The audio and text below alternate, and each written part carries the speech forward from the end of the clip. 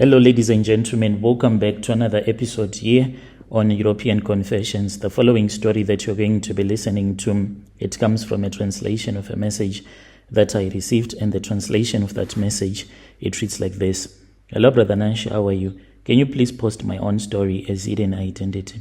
I am a man who is aged 27 years old. My auntie, she is 59 years old. There is a complicated thing that is happening between me and my auntie, and to most of the people, and I also agree that it is a taboo what is happening between me and my auntie. She is a ritualist, and she did a rituals using me, and she was using me, she's still using me to make money. Right now in South Africa, there is a woman that I am staying with who is a South African. She wanted us to get married to each other, but there is something that is complicated about the story because she is a year younger than my auntie. So that is the women that I always date. I am dating this South African lady, and when I came to South Africa, I did a piece job at her house for the company that I was working for. She also owns a construction company, and then she told me that I was supposed to come and collect the money. And when I went to her house to collect the money, she then told me that she was in love with me, and we started dating. So me and my girlfriend's first daughter, we are the same age group. I see her as my own child. All of her kids, they see me as if I am their dad. There are no problems. They respect me. They also want me to get married to their mother. But the problem is that she said I should never expect a child from her. She is a straightforward, open woman who will not lie to you and give you false hope.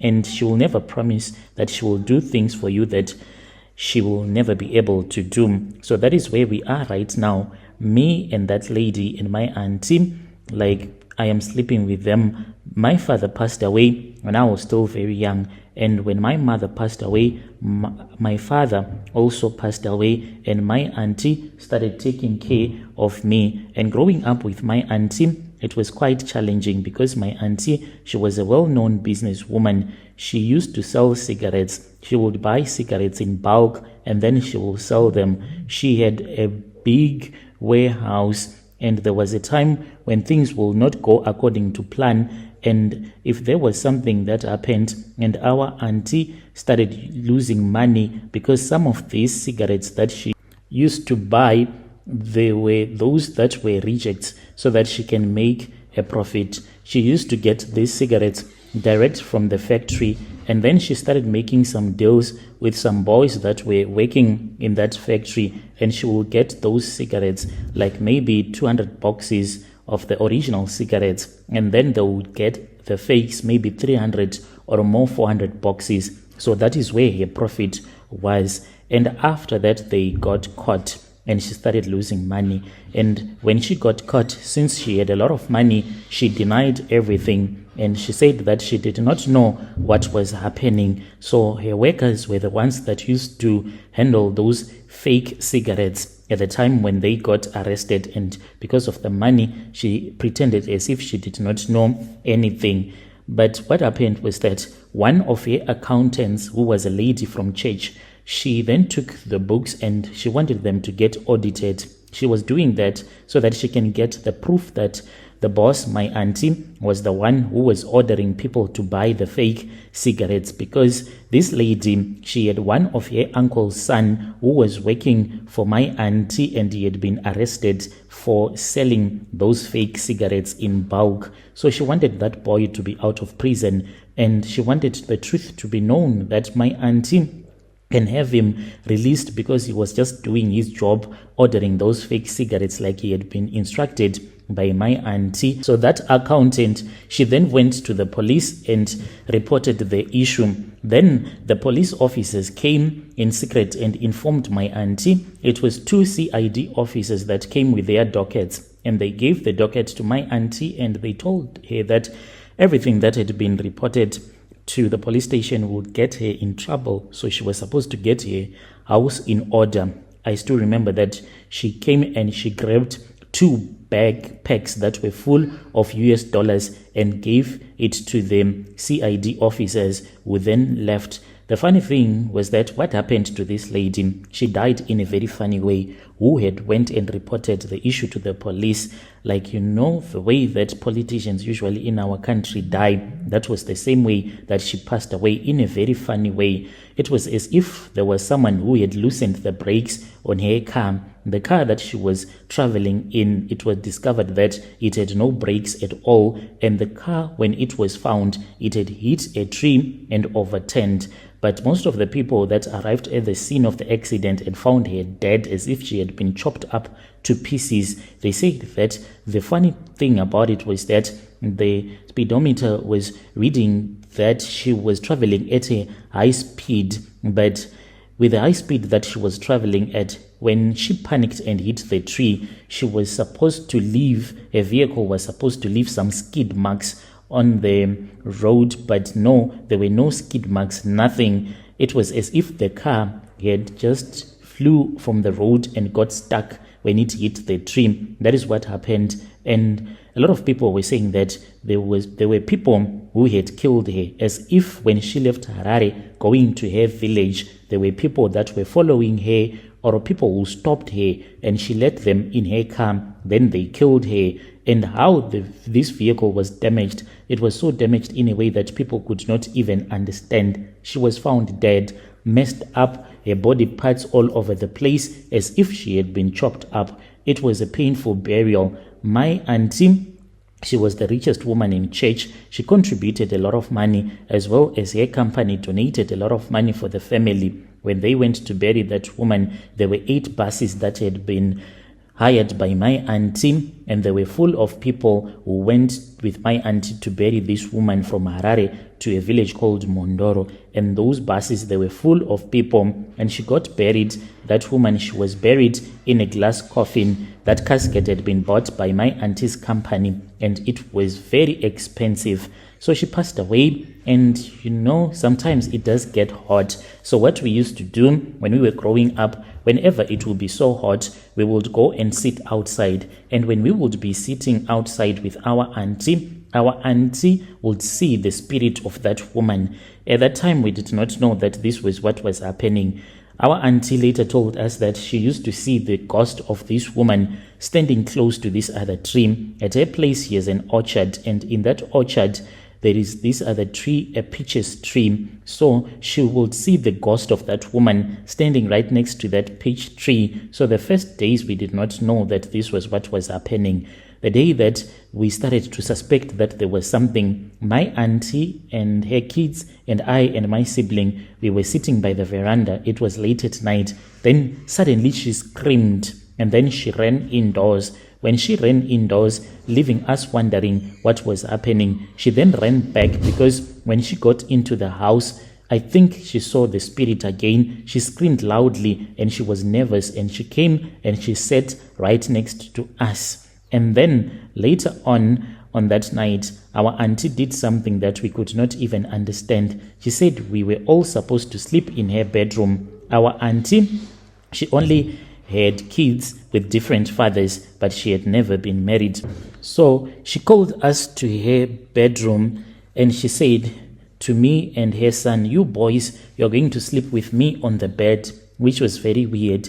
And she said to one of my little sister and her other daughters, they were supposed to sleep on the floor. So our auntie and I and her son, we slept together on her bed.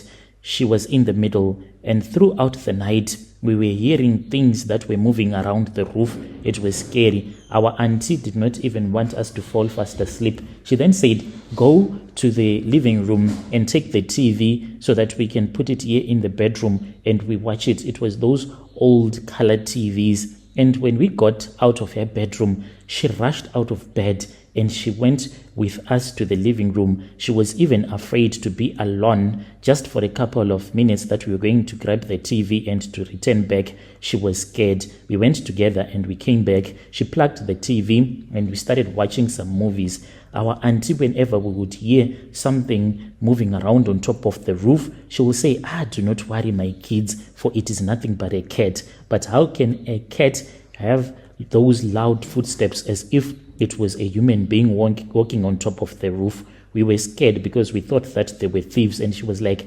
no, with these dogs that we have, because our auntie used to have big dogs that were so scary, and most of the people were afraid of them because they were vicious. She was like, there is no one who dare enter into this yard, and if anything happens, we'll fight this battle together. She forced us to watch movies throughout the night. She could not allow us to fall asleep.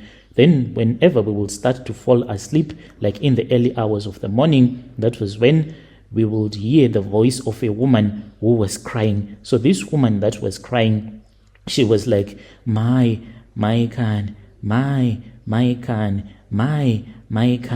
As she was crying, she was standing right next to the window. We all got so scared, and she said that it was just a cat. It was somewhere around 3:30 in the early hours of the morning. We were so sleepy that time, but my auntie kept on waking us up. When she would see that you would have fallen asleep, she would pinch you hard and you would wake up. When the sun was rising up, that was when she started to get happy, but throughout the night, she was so nervous. Our auntie then went outside and she went to that peach tree. She broke a branch and she started to sweep using that branch that she had broken off. It was really weird, everything that she was doing. When she was done, she walked back indoors, but she was so stressed. Then there came a man. From the way that he was speaking in Shona, we could tell the man was from Malawi. They stood with my auntie. They spoke for a very long time. This man was like a traditional healer. What they were discussing about when they were close to that tree where she had seen the ghost. My auntie's kids, they were already mature, so they understood everything. They said that there is a ghost in this house, there is a spirit. So I was always afraid. I think when I got scared, maybe this is what made me to see that woman as well. The first day that I saw her ghost, me and my auntie's son, we were in our spare bedroom. So he had a phone. We used to play those old mobile games on his phone. Sometimes I would wait for him to give me the phone or wait for him to fall fast asleep so that I can start to play. Then when I was playing around with the phone, I started to fall asleep. And when I fell fast asleep, I just had a movement because the way that we had the bed, it was right next to the window, such that you could even open the curtain when you were on the bed.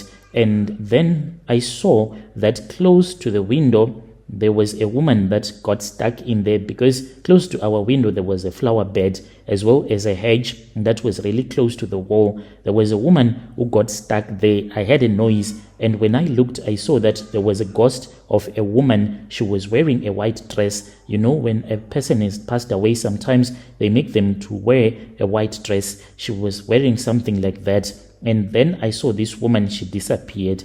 I don't even know what happened, but I was never nervous. I started to see that woman, and the most difficult part is I would not know if this lady would be in my dreams or it will be a vision or happening in real time. I would see this woman inside the wardrobe, because in that spare bedroom there were fitted wardrobes, like on that compartment where you can hang the suits, the shirts. That is where I used to see her standing, in that part of the wardrobe. Even though when you would have gone to bed, maybe you would have closed the door, and when you would wake up, the door to the wardrobe would be opened up. She would be just looking at you, and then she would disappear.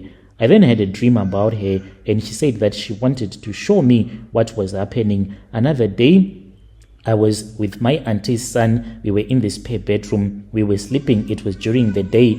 As I was falling fast asleep, I just started to feel like there was someone who was sitting on top of me. Like I felt this weight, and I felt weak in my shoulders. Then I started to fall deep into sleep. And when I fell deep into sleep, then after I had fallen asleep, I started to have sleep paralysis. Slowly but surely, I tried to fight. I fought and I fought in my dreams until I regained conscious, but I could see that there was an old man that was in the bedroom. This old man, he was standing on top of the bed, and he had his foot on my chest. The way that he was wearing like a Muslim man, that was what I saw in my dream. It was as if this man wanted me to die. I then looked to the side, and then I saw my auntie, because the curtain, it was a little bit open. Then I looked and I saw my auntie. She was naked. She was busy playing with herself. playing with her breasts, and she seemed to be enjoying as she was making love to herself. Then I felt my auntie's son. He was busy moving around. It was a painful thing for me to turn my head so that I can look at my auntie's son. It felt like it took me so many hours just to turn my head and to look to my auntie's son. When I looked at him, I saw that he was moving his waist as if there was a woman who was lying on top of him, and he was making love to that imaginary woman. And his eyes were so scary. His eyes were wide open as if he was a zombie, and he was not blinking, not doing anything, just moving his waist as if there was a woman on top of him. Then the dream stopped.